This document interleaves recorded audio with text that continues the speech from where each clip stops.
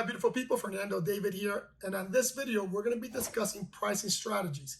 I'm going to give you the steps that I take to determine what the base average daily rate for my properties is going to be. What's important here is that you need to understand that pricing truly is a balancing act, because if you price your property too low, you can have a high occupancy rate, which is going to result in higher operating costs, which is going to result in affecting your profit margins. If you price your property too high, then your occupancy rate is going to be too low, which again is going to affect your profit margins. And the goal here is to make money, right? We want to make money with our properties, and pricing your property correctly is critical for the success of that particular property. So here's what I do.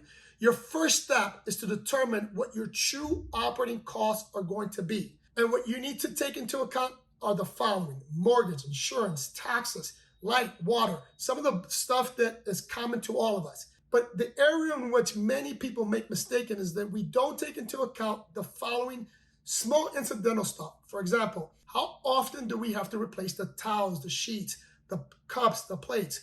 Those little things truly add up in a 12 calendar year, right? So take into account that you're going to have to replace these things, figure out what that replacement cost is going to be, and include that in your operating cost. That's going to give you a baseline. So for example, after you did that, if your total operating cost for the month is $2,000, then we're going to use that number, right? That's going to be your base total operating cost. The next thing you need to do is do your market research. In your market research, the key point there is that you need to determine what the occupancy rate is going to be for that particular property. Once you have that occupancy rate, let's just use hypothetical numbers here.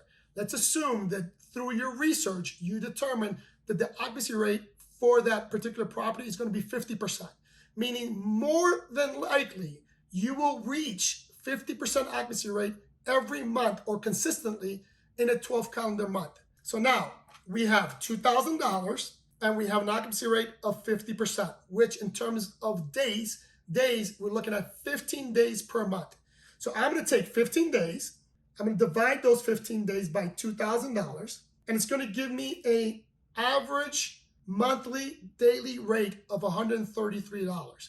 So now I have my base rate for that property. Using that base number, it's going to make it easier for you to be profitable within that property. Now, here's where the magic happens. Again, using your market research, you're going to find out that there's going to be months in which your demand is going to be higher.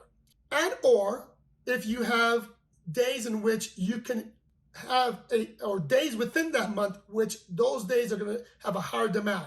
So for example, we'll use the month of April in Fort Lauderdale. In the month of April, we have a lot of events in Fort Lauderdale. We have Tortuga.